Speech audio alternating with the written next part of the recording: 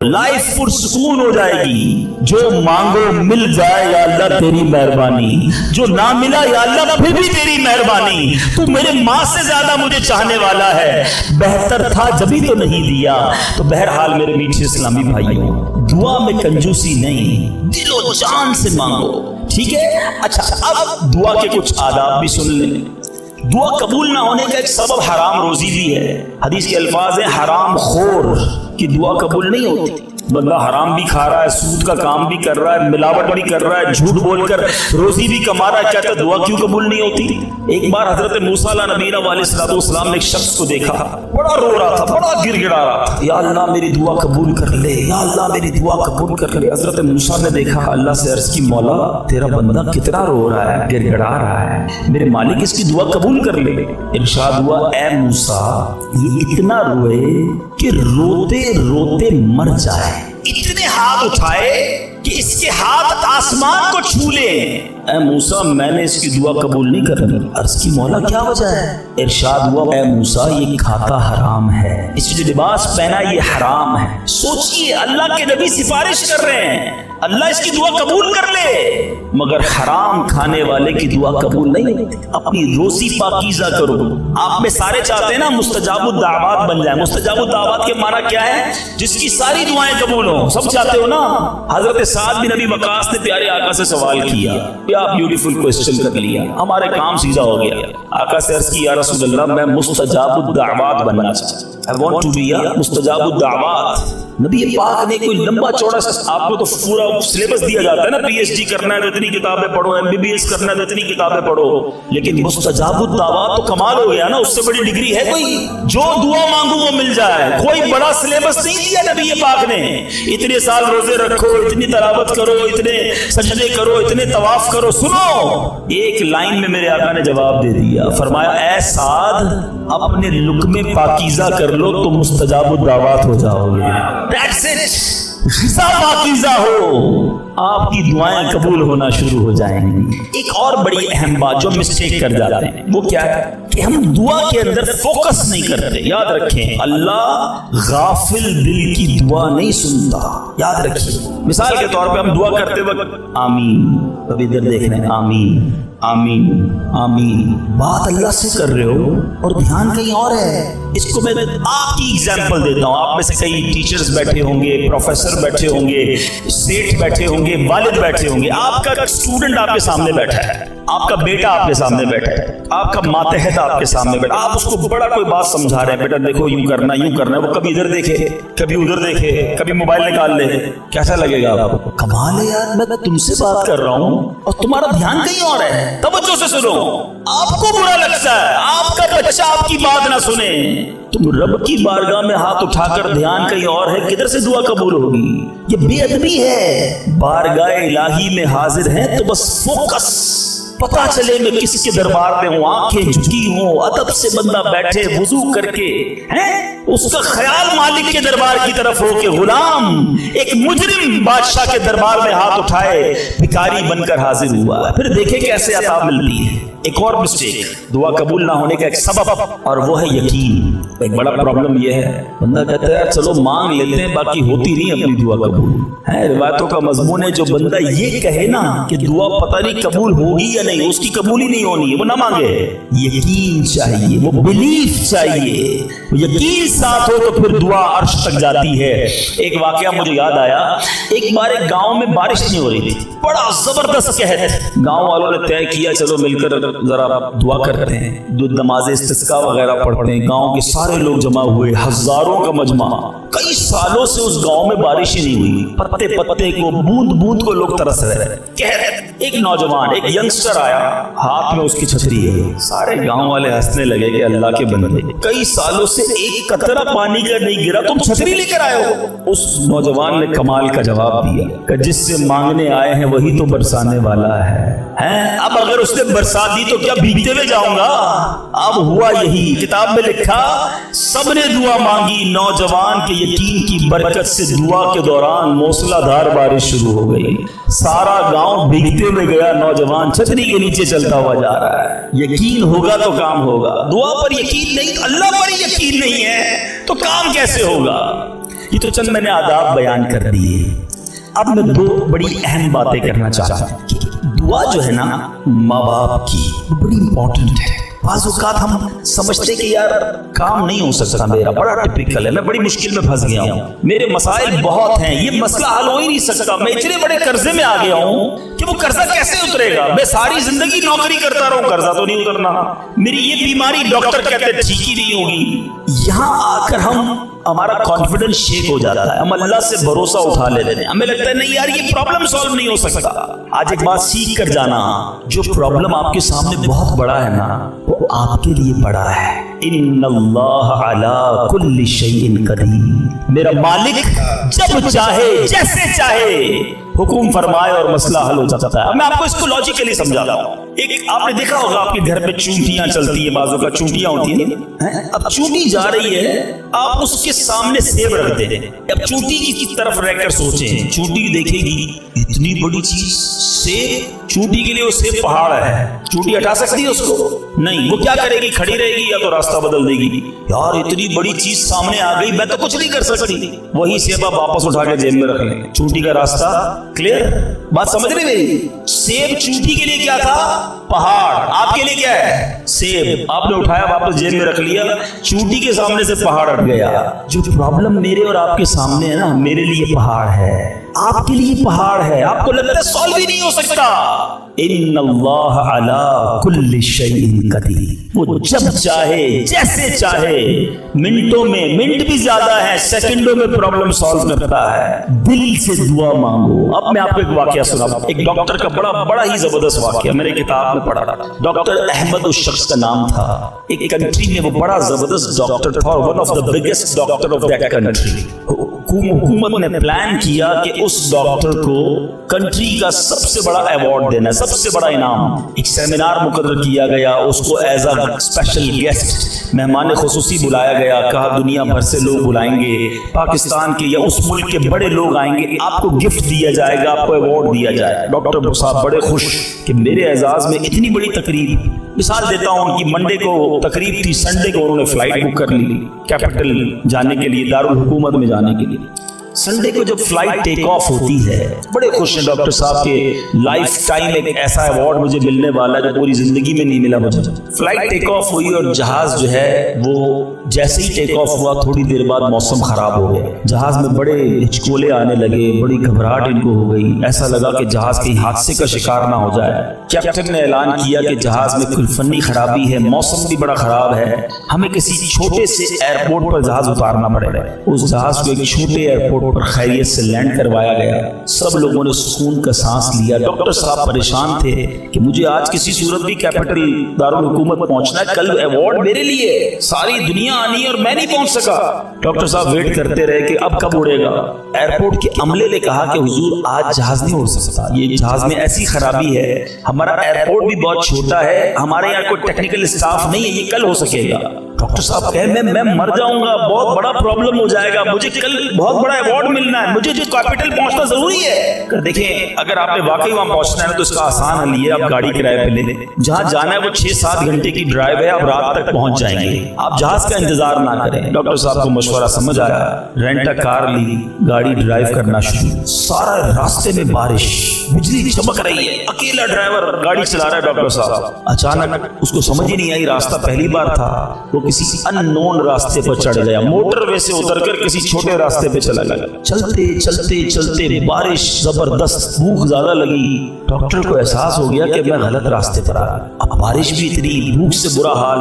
دیکھا ایک چھوٹا سا گھر، اس میں بلب جل رہا تھا. اس ڈاکٹر نے گاڑی کو پارک کی، دروازہ نوک کیا. ایک بوڑھی خاتون باہر نکلی. کہا بیٹا کون ہو؟ کہا ماں جی راستہ بھول گیا ہوں، بارش بہت ہے. کہا بیٹا اندر آ جا. اس خاتون نے جو گھر میں کھانا بنا تھا ڈاکٹر کو پیش کیا. ڈاکٹر احمد کو بھوک بڑی لگی تھی، کھانا کھا لیا. اب اس بوڑھی ماں کے پیچھے ڈاکٹر نے دیکھا ایک جوان بیٹا بستر پر لیٹا ہے. کہا ماں جی یہ کون ہے؟ کہا بیٹا میرا پوتا ہے، شدید بیمار ہے، میں غریب عورت ہوں مگر میرے پوتے کو جو میری زندگی کا سہارا ہے، ایک ایسی بیماری ہو گئی ہے، ہمارے گاؤں میں نے کئی ڈاکٹروں کو دکھایا ہے. ڈاکٹر کہتے ہیں کہ اس کا علاج پاکستان میں ایک ہی ڈاکٹر ہے جس کا نام ڈاکٹر احمد ہے، وہی کر سکتا ہے. بیٹا ہر نماز کے بعد دعا کرتی ہوں کہ اتنے پیسے جمع ہو جائیں کہ میں اپنے اس معذور بیٹے کو ڈاکٹر احمد کے پاس لے جاؤں، تو مجھے مسافر لگتے ہو، ذرا تم بھی دعا کر دو میرے بیٹے کا علاج ہو جائے۔ ڈاکٹر احمد دسترخوان پر بیٹھ کر رونے لگا، کہتا ہے ماں جی میرے جہاز کا خراب ہونا، چھوٹے ایئرپورٹ پر اترنا، میری گاڑی کا راستہ بھولنا اور آپ ہی کے دروازے پر آ کر کھڑے ہونا، یہ فقط آپ کی دعاؤں کا ثمرہ ہے۔ میں ہی ڈاکٹر احمد ہوں، آج آپ کے گھر میں آ گیا ہوں، میں آپ کے بیٹے کا علاج کروں گا۔ یہ ہے دعا۔ اللہ سے دعا کرو تو گھبراؤ نہیں، اللہ سے دعا کرو تو یقین رکھو اگر واقعی دل سے دعا ہے تو رب راستے بنائے گا، وہ غیب سے مدد فرمائے گا۔ مجھے لگتا ہے میرا مسئلہ بڑا ہے، اور پھر میں وہی بات کروں گا کہ جس کی ماں زندہ ہے، خدا کی قسم ماں کی دعائیں لے لو، پوچھو ان سے جن کی ماں چلی گئی، جس کی ماں ہے نا وہ کس سے دعائیں کروائے، وہ کس سے التجائیں کروائے۔ سفر میں ہوتے تھے تو پیچھے کوئی تھا جو مصلی بچھا کر دعا کرتا تھا، ہر تھوڑے دنوں بعد پیغام آتا تھا بیٹا کدھر پہنچے، بیٹا طبیعت کیسی ہے۔ ارے ماں سوچو تو صحیح، بیٹے کا کام تھا ماں سے پوچھنا کہ ماں تمہاری طبیعت کیسی ہے، ماں پوچھتی ہے بیٹا تم کیسے ہو۔ ہم نے راتوں کو اٹھ کر ماں کو جگایا، ماں پیٹ میں درد ہے، کبھی ماں نے ہمیں بتایا کہ میرے پیٹ میں درد ہے بیٹا، اپنی تکلیفیں سہتی رہی، اپنی تکلیفیں سہتی رہی، مگر ہمیں راحتیں پہنچاتی رہی۔ لے لو دعائیں، یہ دعاؤں کا سائبان ہے، نہ کرو ماں کو تنگ، نہ کرو اسے پریشان، جتنی بھی بڑی پریشانی میں ہو نا ماں کے قدموں میں بیٹھ جاؤ کہ ماں میرے لیے دعا کر دے۔ تمہاری ماں نے دعا کر دی نا یہ عرش تک جاتی ہے۔ اور ایک اور بات بتا دوں، کچھ دعائیں وہ ہیں جو ہم کہتے ہیں ماں دعا کر دو، ابو دعا کر دی، الگ بات ہے وہ کرتے ہیں، اتنی خدمت کرو کہ کہنا نہ پڑے ماں خود دعا کرے یا اللہ میرے بیٹے کی خیر کر دے، ماں والد خود دعا کرے یا اللہ میرے بیٹے کے بگڑے کام بنا دے، پھر دیکھو کیا ہوتا ہے تمہارے ساتھ۔ اور آخری بات آج کے بیان کی کہ کبھی کسی کی بد دعا نہ دینا، دعا اثر رکھتی ہے نا تو بد دعا بھی اثر رکھتی ہے۔ ہائے جو ہوتی ہے نا دل سے نکلتی ہے وہ برباد کر دیتی ہے انسان کو۔ اگر آپ کو لگتا ہے نا کہ یار میرا چلتا کاروبار خراب ہو رہا ہے، میری زندگی میں پرابلم شروع ہو گئی ہے، میرے گھر میں بڑی خوشیاں تھیں، آہستہ آہستہ چیزیں خراب ہو رہی ہیں، فوراً چیک کرو کسی پہ ظلم تو نہیں کیا، کسی کی ہائے تو نہیں دی۔ ایک بار میں نے ایک واقعہ اسی کتاب میں یہ واقعہ بھی پڑھا کہ ایک مچھیرا تھا اور ایک پولیس والا کوتوال اس مچھلی بازار میں گیا اور اس نے دیکھا بڑی تازہ مچھلی مچھیرا بیچ رہا ہے، کہا کتنے کی ہے دکھاؤ ذرا، کہا صاحب اتنے 100 روپے کی ہے۔ کہا کبھی ہم نے کسی کو پیسے دیے؟ مچھلی چھینی اور چلا گیا۔ وہ غریب مچھیرا بڑی چیخیں ماری کہ بھائی میری روزی ہے، میں نے آج بچوں کے لیے کھانا لے کر جانا ہے، مگر اس پولیس والے نے نہیں سننا تھا، وہ اس مچھلی کو لے کر چلا گیا۔ مچھلی اتنی فریش تھی کہ وہ پھڑک رہی تھی، اسی پھڑکنے کے دوران اس مچھلی نے اس پولیس والے کے انگوٹھے پہ کاٹ لیا۔ نارمل سا سب معاملہ تھا، گھر آیا، بیوی کو کہا مچھلی پکاؤ، فریش فش لایا، تھوڑی دیر بعد انگوٹھے میں درد شروع ہو گیا۔ اور آپ جانتے ہیں انفیکشن کس کو کہتے ہیں، چیزوں کا خراب ہونا کس کو کہتے ہیں۔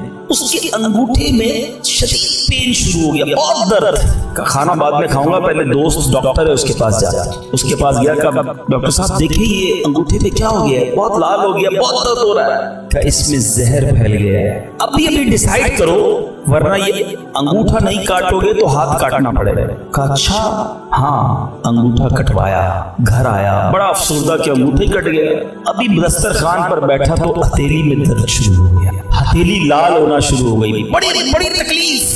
پھر گیا ڈاکٹر کے پاس کہ ڈاکٹر صاحب آپ نے کہا تھا انگوٹھا کٹوا دو ہتھیلی بچ جائے گی، ہتھیلی بھی لال ہو گئی، کہ بیٹا اس میں بھی انفیکشن ہو گیا، فوری فیصلہ کرو، میری عقل کام نہیں کر رہی ورنہ ایسا نہ ہو تمہارا پورا بازو کاٹنا پڑے، مرتا کیا نہ کرتا۔ ایک فرشتہ میری قبر پر مقرر فرمایا ہے اور اس فرشتے کو تمام مخلوق کی آوازیں سننے کی طاقت عطا فرمائی ہے۔ آپ ذرا غور کیجئے، صرف انسانوں کی نہیں، ساری مخلوق کی طاقت کو، آوازوں کو سننے کی طاقت عطا کی ہے۔ اچھا پھر آقا فرماتے ہیں کہ اب اس فرشتے کی ڈیوٹی کیا ہے، کام کیا ہے؟ فلا یصلی علی الی یوم القیامہ۔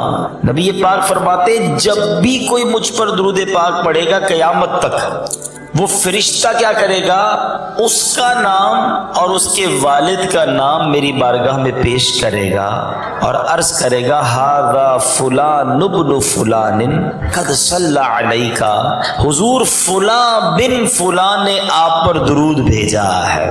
اب اس حدیث پاک سے سیکھنے کو کیا مل رہا ہے؟ کچھ بات تو عقیدے کی سیکھنے کو مل رہی ہے اور ایمان مضبوط ہونے کی سیکھنے کو مل رہی ہے، اور ایک بات بڑی پیاری عشق بھری عقیدے کی بات کیا ہے؟ ذرا غور کیجئے کہ جو فرشتہ نبی پاک کے روضے پر مقرر ہے اس کی لسننگ پاور کا عالم کیا ہے؟ ہم کراچی سے درود پڑھیں، کوئی امریکہ سے پڑھے، کوئی افریقہ سے پڑھے، کہیں سے بھی پڑھے، وہ فرشتہ مدینہ منورہ میں اس درود کو سن لیتا ہے۔ اب بتائیے جب فرشتے کی سماعت کا عالم یہ ہے تو جس در کا دربان ہے نبی پاک علیہ الصلوۃ والسلام کی سماعت کا عالم کیا ہوگا؟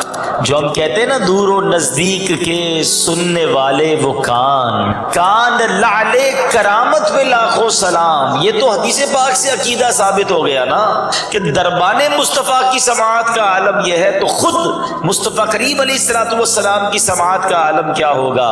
صرف سماعت نہیں، اس فرشتے کے پاس ایک ایسا علم بھی ہے کہ درود پڑھنے والے کا نام بھی جان لیتا ہے، اس کے والد کا نام بھی جان لیتا ہے۔ اب بتاؤ نا، آج دنیا میں ہمارے mobile phone per collar I D ہوتی ہے، کوئی کال کرتا ہے تو نام آ جاتا ہے، اب پہچان لیتے ہیں کس کی کال ہے۔ ٹیکنیک تو آ گئی ہے مگر سائنس کی اتنی ترقی کے باوجود بھی کوئی ایسی ٹیکنیک نہیں آئی ہے کہ کالر آئی ڈی میں یہ بھی پتہ چل جائے کہ کال کرنے والے کے والد کا نام کیا ہے۔ فرشتہ یہ علم بھی رکھتا ہے درود پڑھنے والا کون ہے اور اس کا والد کون ہے۔ جب فرشتے کے علم کا عالم یہ ہے تو بتاؤ میرے آقا کے علم کا عالم کیا ہوگا؟ ٹھیک ہے، یہ باتیں تو ہو گئی عقیدے والی، اب آؤ ذرا عشق والی بات کریں۔ دنیا کا دستور ہے آپ کی جس سے بڑی محبت ہو، آپ جس کی بڑی رسپیکٹ کرتے ہو، اب مجھے بتائیں کہ آپ کو آ کر کوئی کہے کہ جناب آپ کا فلاں جگہ ذکر ہو رہا تھا، جس سے آپ بڑی محبت کرتے، فار ایگزامپل جو اپنے پیر و مرشد سے محبت کرتے، سارے ہی کرتے ہوں گے، آپ کو آ کر کوئی کہے کہ یار آپ کا ذکر آپ کے پیر صاحب کے پاس ہو رہا تھا، بتائیں کیسا لگتا ہے؟ کتنا اچھا لگتا ہے۔ اچھا میرا ذکر واقعی پیر صاحب کے پاس، بتاؤ نا کیا کہہ رہے تھے؟ یعنی ہمیں خوشی ہوتی ہے کہ کوئی آ کر بتائے کہ آپ کا ذکر وہاں ہوا ہے۔ مجھے بتائیں اس غلام کے لیے اس سے بڑی سعادت کیا ہے کہ میں ادھر درود پڑھوں ادھر فرشتہ میرا نام نبی پاک کی بارگاہ میں پیش کر دے، نہ صرف میرا نام، میرے والد کا نام بھی پیش کرے، ھذا فلان ابن فلان۔ اب بتاؤ جو ایک بار درود پاک پڑھے تو ایک بار فرشتہ نبی پاک کی بارگاہ میں نام لے، 100 بار درود پڑھے روزانہ، 100 بار نام لیا جائے تو بتائیں اور کیا چاہیے کہ میں درود پڑھتا رہوں اور میرا ذکر دربار مصطفیٰ میں ہوتا رہے، میرا نام لیا جاتا رہے۔ اور دنیا کا بھی دستور ہے، آپ کے گھر پر بھی کوئی روز فقیر آئے، بار بار آئے، ہم کہتے ہیں نہیں روز آتا ہے اس کو دے دو، یہ روزانہ آنے والا ہے، تو آقا کے در کے بھکاری کیسے بن جاؤ؟ جیسا ہے نصیر آخر ساحل تو پرانا ہے، ایسے فقیر بنو نا کہ روز حاضری لگے، تو کبھی تو نبی پاک فرمائیں گے نا کہ یہ غلام روز ہمیں یاد کرتا ہے، چلو آج اس کی بگڑی بنا دیتے ہیں، آج اس کا کام کر دیتے ہیں، ایک نگاہ پڑھنے کی دیر ہے، ہماری ساری گتھیاں سلجھ جانی ہیں۔ تو میٹھے اسلامی بھائیوں، مدنی چینل کے ناظرین، درود پاک کثرت سے پڑھیں، چلتے پھرتے اٹھتے بیٹھتے درود پاک اپنا معمول بنائیے، انشاءاللہ آپ یقین کریں، آپ دیکھیں گے آپ کی مشکلیں حل ہو رہی ہیں، آپ کی بیماریاں ٹھیک ہو رہی ہیں، آپ کی مصیبتیں